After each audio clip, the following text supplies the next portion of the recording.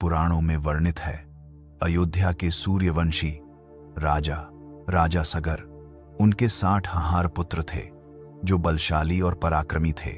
एक बार जब राजा सगर ने अश्वमेध यज्ञ का आयोजन किया तो देवराज इंद्र ने ईर्ष्यावश उस यज्ञ के घोड़े को चुरा लिया और उसे परम तपस्वी कपिल मुनि के आश्रम में छिपा दिया।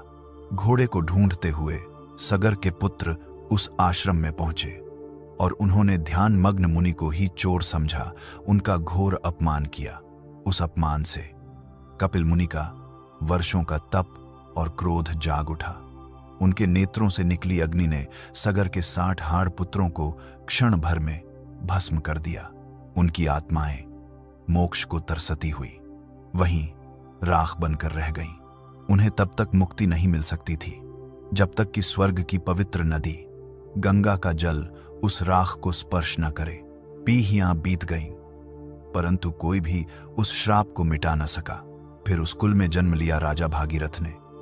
उन्होंने यह भीषण प्रतिज्ञा ली कि वह स्वर्ग की नदी गंगा को धरती पर लाएंगे ताकि उनके पूर्वजों की आत्माओं को मुक्ति मिल सके। भागीरथ ने वर्षों तक अत्यंत कठोर तपस्या की। उनकी भक्ति और दृढ़ संकल्प से प्रसन्न होकर ब्रह्मा जी प्रकट हुए और गंगा को धरती पर भेजने के लिए सहमत हो गए। परंतु गंगा अपने वेग फोर्स पर अहंकार से भरी थी। उन्होंने कहा, जब मैं स्वर्ग से धरती पर गिरूंगी तो मेरे प्रचंड वेग से यह पूरी पृथ्वी टूटकर बिखर जाएगी।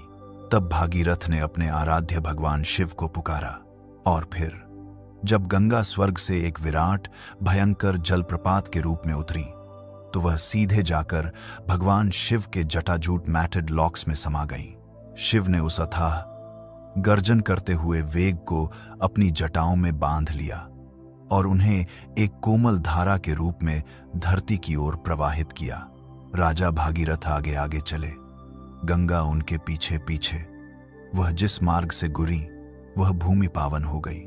अंत में गंगा का पावन जल उस स्थान पर पहुंचा जहां सगर पुत्रों की राख थी।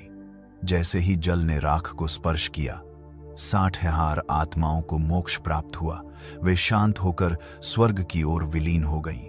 राजा भागीरथ अपने संकल्प में सफल हुए और इसी महान कार्य के कारण गंगा नदी को भागीरथी के नाम से भी जाना जाता है।